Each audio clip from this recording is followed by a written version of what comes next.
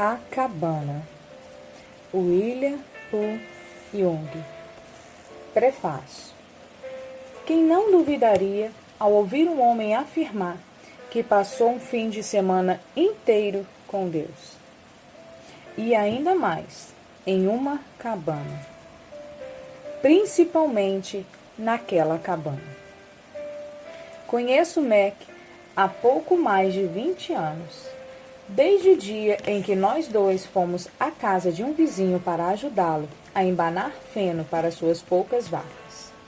A partir de então, a gente se encontra compartilhando um café, ou para mim, um chá tailandês super quente com soja.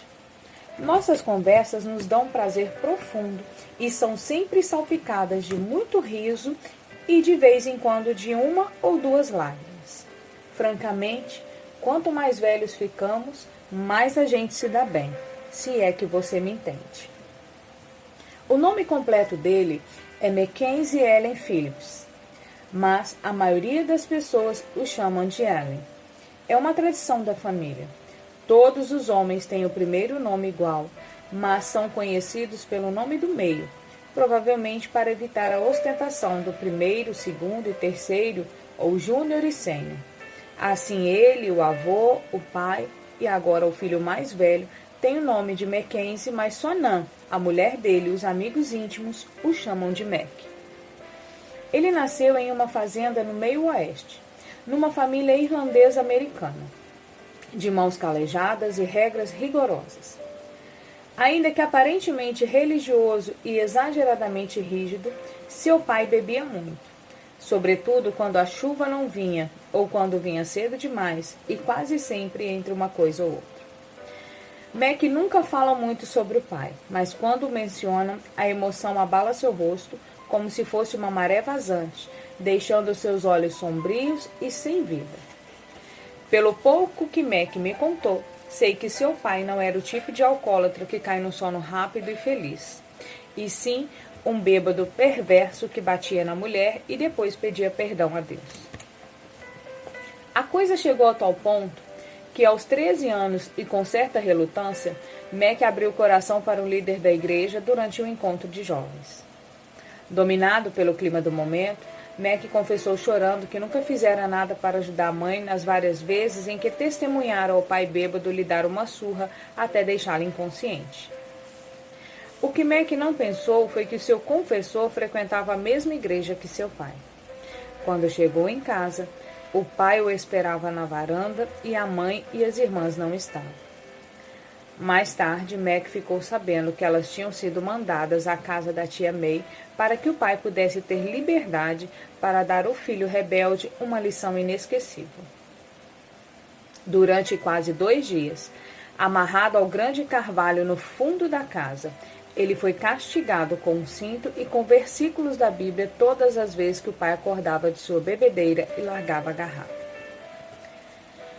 2 semanas depois, quando enfim conseguiu ficar em pé, Mac simplesmente se levantou e foi embora de casa. Mas, antes de partir, colocou veneno de rato em cada garrafa de bebida que conseguiu encontrar na fazenda.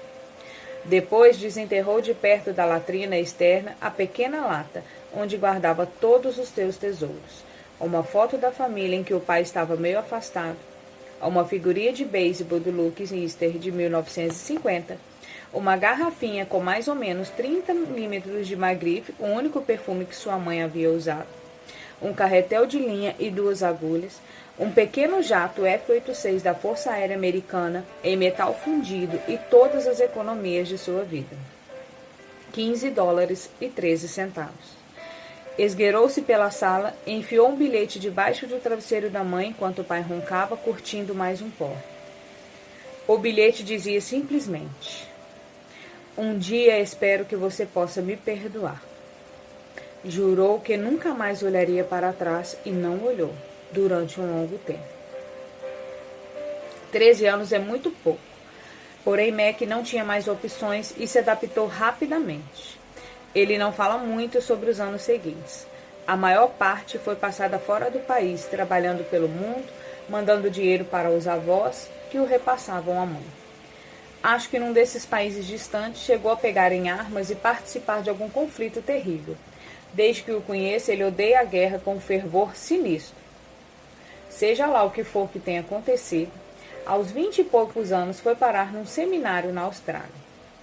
Quando Mac se fartou de teologia e filosofia, retornou aos Estados Unidos. Fez as pazes com a mãe e as irmãs e se mudou para o Oregon, onde conheceu Nanette A. Samuelson e se casou com ela. Neste mundo de faladores, Mac é pensador e fazedor. Não diz muita coisa, a não ser que alguém pergunte, o que pouca gente faz. Quando fala, dá a impressão de ser uma espécie de alienígena que vê a paisagem das ideias e experiências humanas de modo diferente de todas as outras pessoas.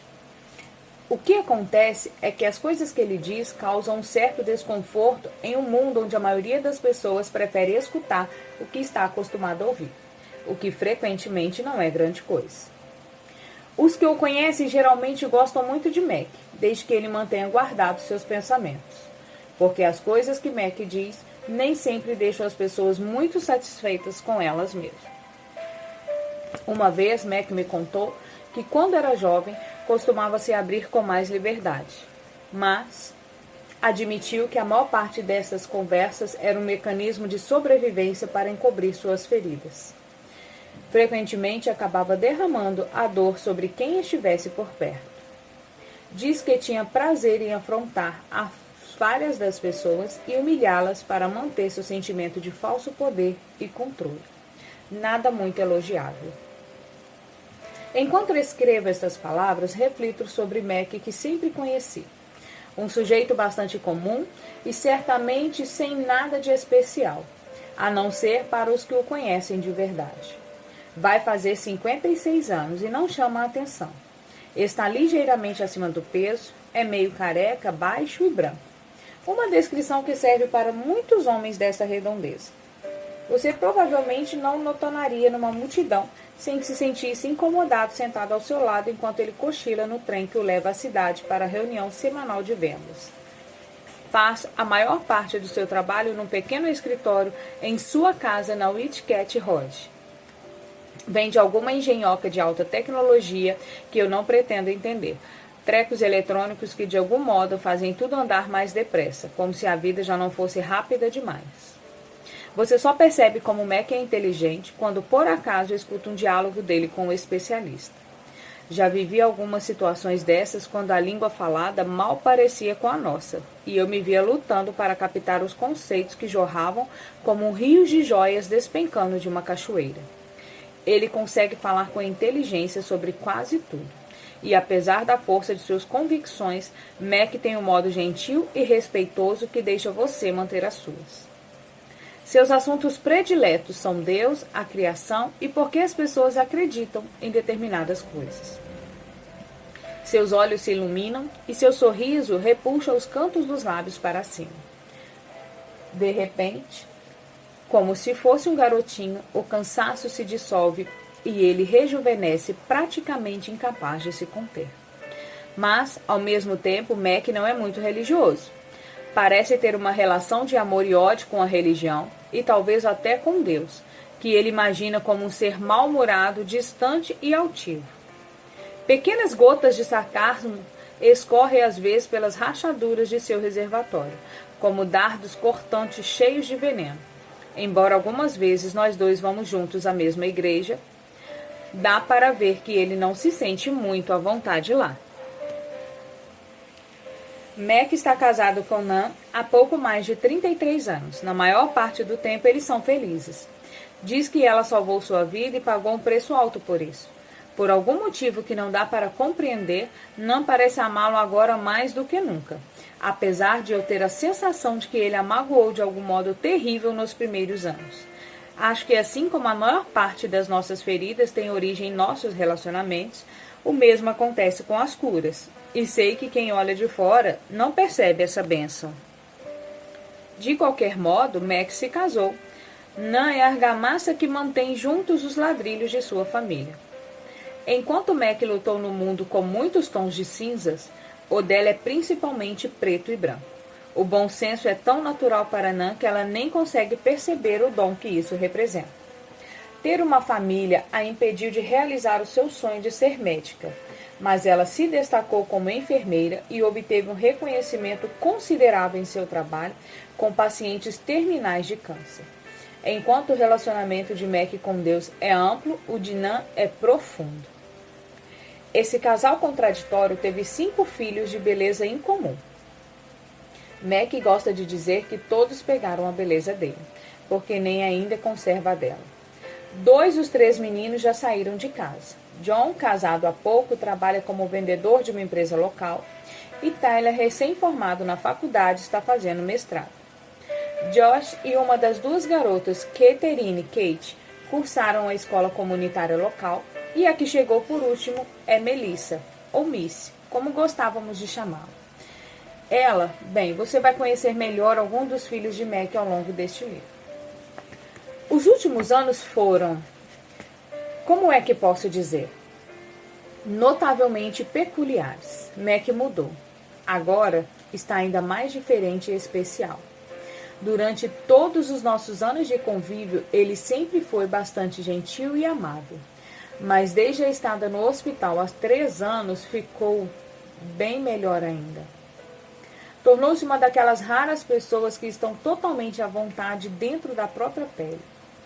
E eu também me sinto mais à vontade perto dele do que de qualquer outra pessoa. Cada vez que nos separamos, tenho a sensação de ter tido a melhor conversa da minha vida, mesmo que eu tenha falado mais. E a respeito de Deus, Mac não é mais simplesmente amplo, ficou muito profundo, mas o mergulho custou caro. Os dias de hoje são muito diferentes de há 7 ou 8 anos, quando a grande tristeza entrou em sua vida e ele quase parou de falar. Mais ou menos nessa época, e por quase 2 anos, nossos encontros foram interrompidos, como se por um acordo mútuo não verbalizado. Eu só via Mac de vez em quando na mercearia, ou mais raramente ainda na igreja. E embora em geral trocássemos um abraço educado, não falávamos de muita coisa importante. Para ele, era até difícil me encarar. Talvez não quisesse entrar numa conversa capaz de arrancar a casca de seu coração ferido. Porém, tudo isso mudou depois de um acidente feio com... Mas lá vou eu outra vez botando o carro na frente dos bois. Vamos chegar lá no devido tempo. Basta dizer que esses últimos anos parecem ter devolvido a vida de Mac e tirado o fardo da grande tristeza. O que aconteceu 3 anos mudou totalmente a melodia de sua vida. E é uma canção que mal posso esperar para tocar. Apesar de se comunicar bastante bem verbalmente, Mac não se sente seguro sobre sua capacidade de escrever, algo que ele sabe que me apaixona. Por isso perguntou se eu escreveria essa história, a história dele para as crianças e para Nan.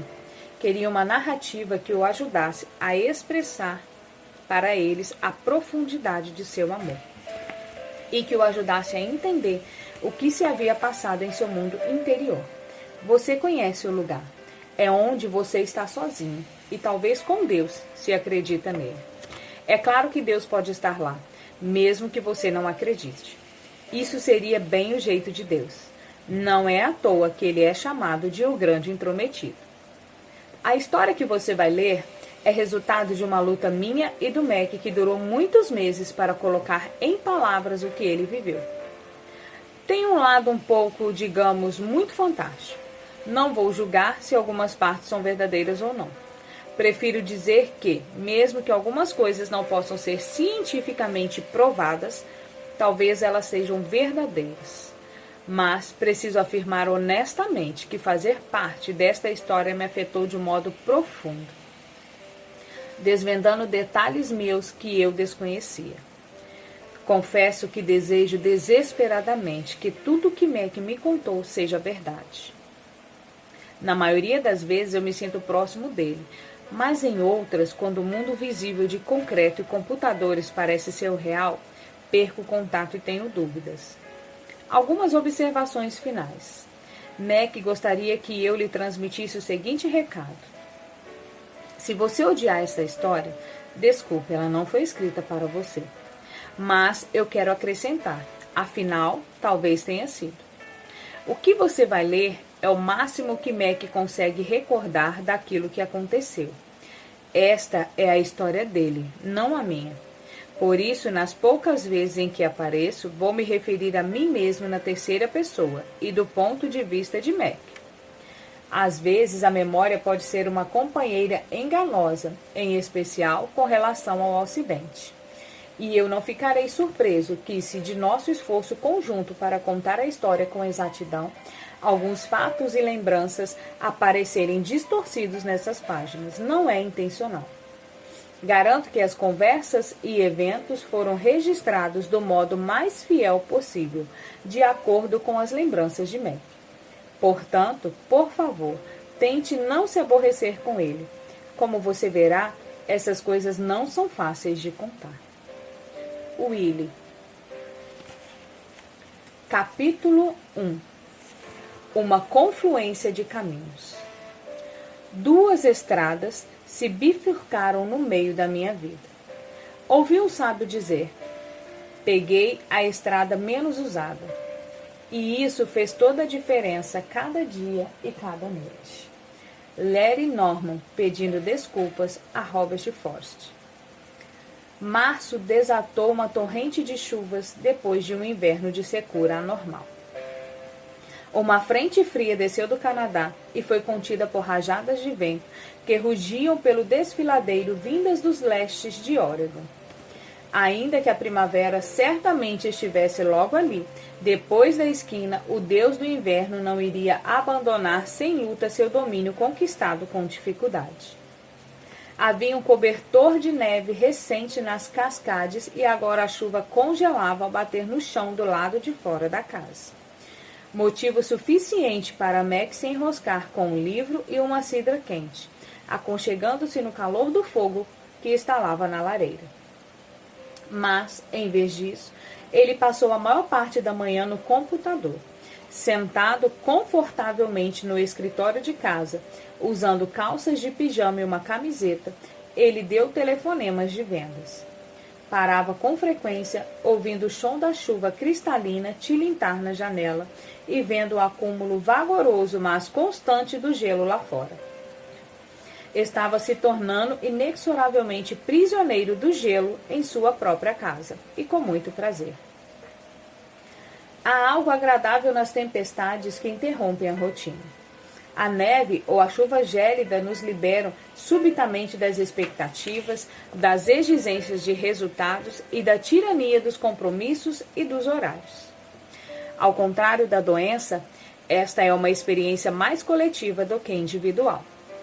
Quase podemos ouvir um suspiro de alívio erguer-se em uníssono na cidade próxima e no campo, onde a natureza interveio para dar uma folga aos exaustos seres humanos. Todos os afetados pela tempestade são unidos por uma desculpa mútua. De súbito e inesperadamente o coração fica um pouco mais leve. Não serão necessárias desculpas por não comparecer a algum compromisso. Todos entendem e compartilham a mesma justificativa e a retirada súbita de qualquer pressão alegra a alma. É claro que as tempestades também interrompem negócios. E embora umas poucas empresas tenham ganho extra, outras perdem dinheiro. O que significa que existem é que não seja em júbilo quando tudo fecha temporariamente. Mas é impossível culpar alguém pela perda de produção ou por não conseguir chegar ao escritório. Mesmo que a situação só dure 1 ou 2 dias, de algum modo cada pessoa se sente dona do seu mundo simplesmente porque aquelas gotinhas de água congelam ao bater no chão. Até as atividades comuns se tornam extraordinárias. Ações rotineiras se transformam em aventuras e frequentemente são vivenciadas com maior clareza. No fim da tarde, Mac se encheu de agasalhos e saiu para lutar com quase 100 metros de comprida estrada de veículos que vai até a caixa de correio. O gelo havia convertido magicamente essa tarefa simples do dia a dia numa batalha contra os elementos. Levantou o punho em contestação à força bruta da natureza e, num ato de desafio, riu na cara dela. O fato de que ninguém notaria nem se incomodaria com seu gesto pouco importava para ele. Só o pensamento o fez rir por dentro. As pelotas de chuva gelada ardiam no rosto e nas mãos enquanto ele subia e descia com cuidado as pequenas ondulações do caminho. Mac se divertia pensando que parecia um marinheiro bêbado indo com cuidado para o próximo boteco. Quando você enfrenta a força de uma tempestade de gelo, não caminha exatamente com ousadia, demonstrando uma confiança incontida.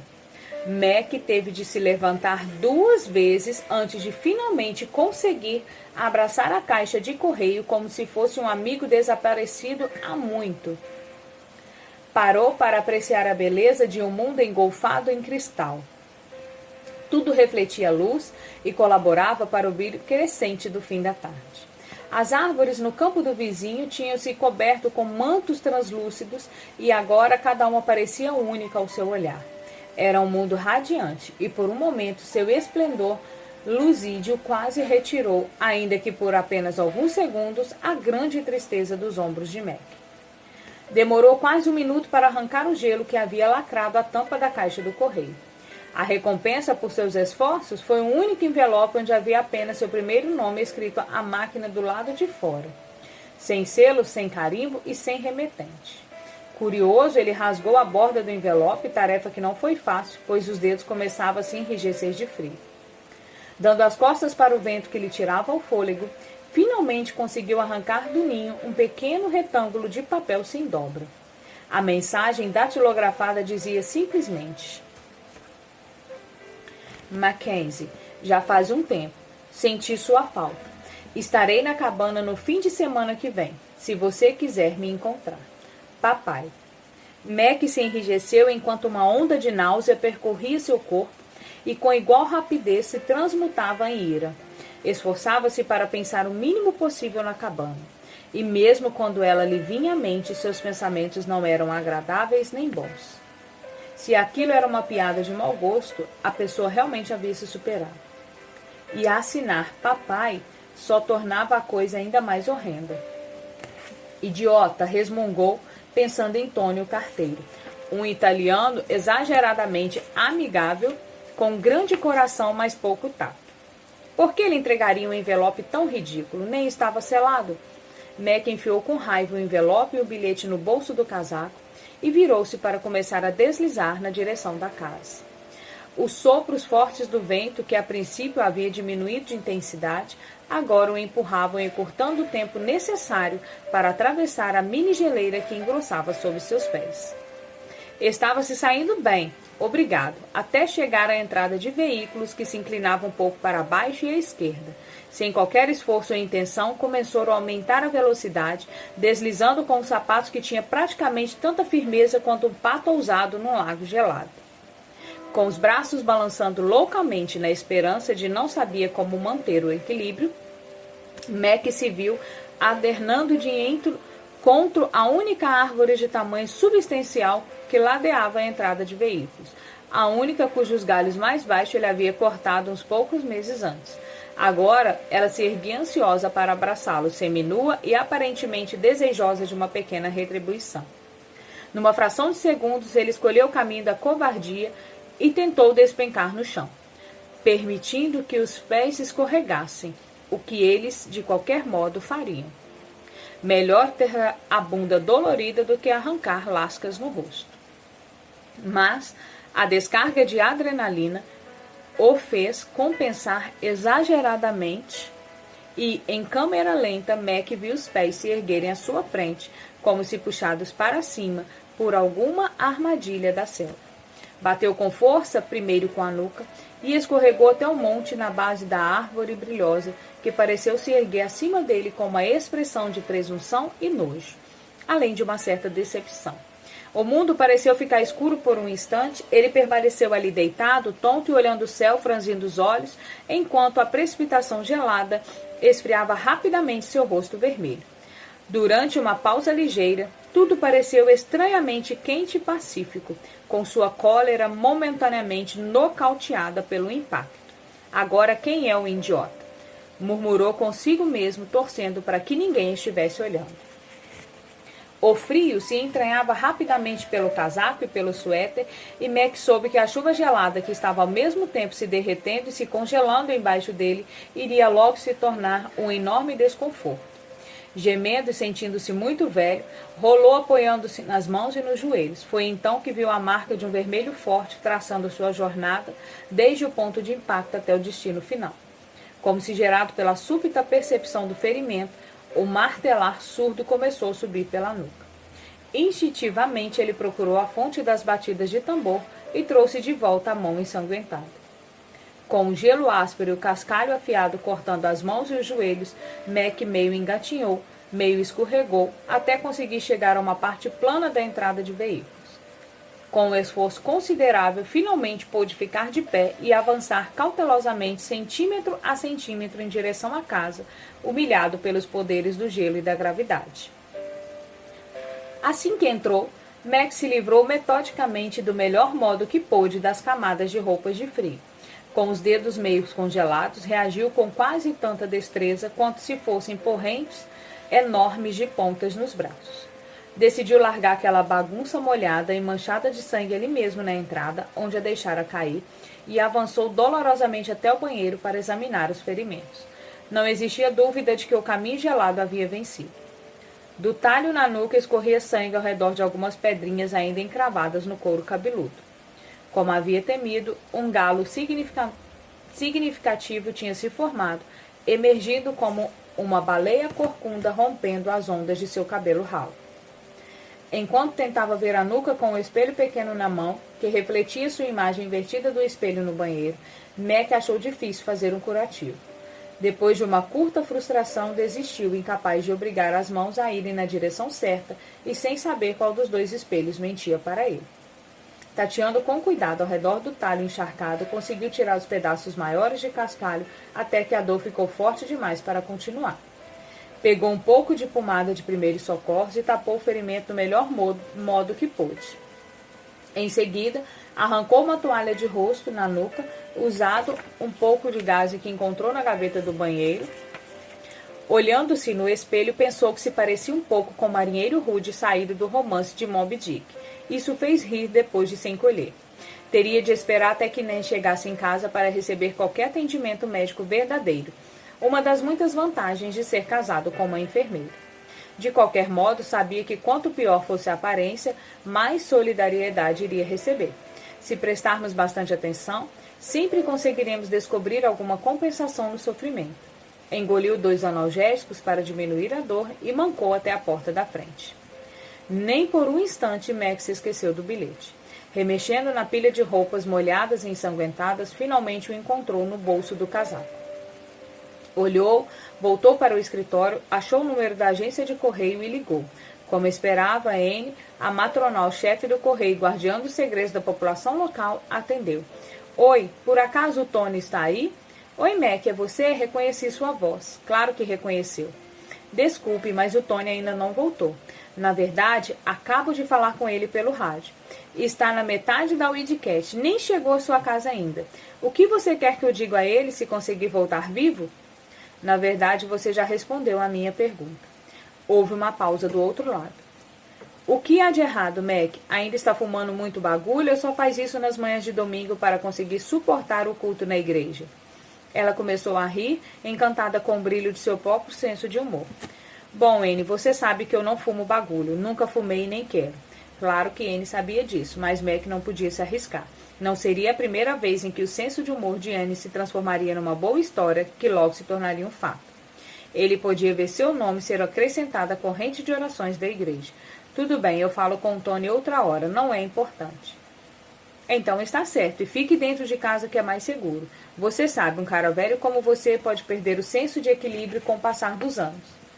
Do jeito que as coisas andam, talvez Tony não consiga chegar à sua casa. Obrigado, Anne. Tentarei lembrar do seu conselho. Falo com você mais tarde. Tchau. Sua cabeça latejava cada vez mais, pequenos martelos de forja batendo no ritmo do coração. Estranho, pensou. Quem ousaria colocar algo assim na nossa caixa de correio? Os analgésicos ainda não haviam surtido o efeito desejado, mas eram suficientes para embotar o início de preocupação que ele estava sentindo, e de repente Mac ficou muito cansado. Pousou a cabeça na mesa e pensou que havia acabado de cair no sono quando o telefone o acordou com um susto. Ah, alô? Oi, amor, parece que você estava dormindo. Ele sentiu na voz de Nen uma animação incomum, mesmo percebendo a tristeza encoberta que espreitava logo abaixo da superfície de cada conversa. Mac ligou a luminária da mesa e olhou o relógio, surpreso ao constatar que dormira por cerca de 2 horas. Ah, desculpe, acho que cochilei um pouco. Você parece meio grogue, tudo bem? Tudo, mesmo estando quase escuro lá fora, Mac podia ver que a tempestade não havia amainado. Tinha até depositado mais uns 5 centímetros de gelo. Os galhos das árvores pendiam baixo e ele sabia que alguns acabariam se partindo com peso, principalmente se o vento aumentasse. Tive um pequeno entrevero na entrada de veículos quando fui pegar a correspondência, mas fora isso, tudo bem. E você? Ainda estou na casa de Arlene e acho que eu e as crianças vamos passar a noite aqui. É sempre bom para Kate estar com a família. Parece que isso restaura um pouco seu equilíbrio. Arlene era a irmã de Nen, que morava do outro lado do rio, em Washington. De qualquer modo, está escorregadio demais para sair. Espero que melhore de manhã. Queria ter chegado em casa antes do tempo ficar tão ruim, mas o que se há de fazer? Houve uma pausa. Como está tudo por aí? Bem, está absolutamente, espantosamente lindo e muitíssimo mais seguro de olhar do que de andar. Acredite. Eu certamente não quero que você tente chegar aqui nessa situação. Nada se mexe. Acho que nem o Tony conseguiu trazer correspondência. Pensei que você já tinha pegado a correspondência. Não, achei que o Tony tinha passado e fui pegar. E Mac hesitou olhando o bilhete sobre a mesa. Não havia nenhuma correspondência. Liguei para a Anne e ela disse que o Tony provavelmente não ia conseguir subir a ladeira. De qualquer modo, ele mudou rapidamente de assunto para evitar mais perguntas. Como está a Kate? Houve uma pausa e depois um longo suspiro. Quando nem falou, sua voz saiu num sussurro, e Mac percebeu que ela estava tapando o bocal do outro lado. Mac, eu gostaria de saber. Por mais que eu tente, eu não consigo. É como se eu falasse com uma pedra. Quando tem gente da família por perto, ela parece sair um pouco da casca, mas depois some de novo. Simplesmente não sei o que fazer. Orei e orei para que papai nos auxiliasse a encontrar um modo de ajudá-la, mas nem parou de novo. Parece que ele não está ouvindo. Era assim. Papai era o nome com que nem se referia a Deus e expressava o deleite que lhe provocava sua amizade íntima com ele. Querida, tenho certeza de que Deus sabe o que está fazendo. Tudo vai dar certo. Essas palavras não lhe trouxeram conforto, mas ele esperava que pudesse aliviar a preocupação que sentia na voz dela. Eu sei, nem suspirou, só gostaria que ele andasse mais depressa. Eu também. Foi tudo o que Mac conseguiu dizer. Bom, você e as crianças fiquem aí, onde é seguro. Dê lembranças a Arlene e ao Jimmy e agradeça a eles por mim. Espero ver você amanhã. Eu também. Cuide-se e me ligue se precisar de alguma coisa. Tchau. Max sentou-se e olhou o bilhete. Era confuso e doloroso tentar evitar a cacofonia de emoções perturbadoras e de imagens sombrias que nublava sua mente. 1 milhão de pensamentos viajando a 1 milhão de quilômetros por hora. Por fim, desistiu, dobrou o bilhete, enfiou numa pequena lata que ficava sobre a mesa e apagou a luz. Conseguiu encontrar algo para aquecer no micro-ondas, depois pegou alguns cobertores e travesseiros e foi para a sala de estar. Ao olhar rapidamente para o relógio, viu que o programa de Bill Mower tinha acabado de começar. Era seu programa predileto, que ele tentava não perder nunca. Moyer era uma das pouquíssimas pessoas que Mac adoraria conhecer. Um homem brilhante e franco, capaz de exprimir com clareza incomum uma compaixão intensa pelas pessoas e pela verdade. Quase sem pensar e sem afastar os olhos da televisão, Mac estendeu a mão para a mesinha de canto, pegou um porta-retrato com a imagem de uma menininha e o apertou contra o peito. Com a outra mão, puxou os cobertores até o queixo e se aninhou mais fundo no sofá. Logo, o som de roncos suaves encheu o ar, enquanto o aparelho exibia um estudante de Zimbábue que fora espancado por falar contra o governo. Mas Mac já havia saído da sala para lutar com seus sonhos. Talvez essa noite não houvesse pesadelos, só visões, quem sabe, de gelo, árvores e gravidade.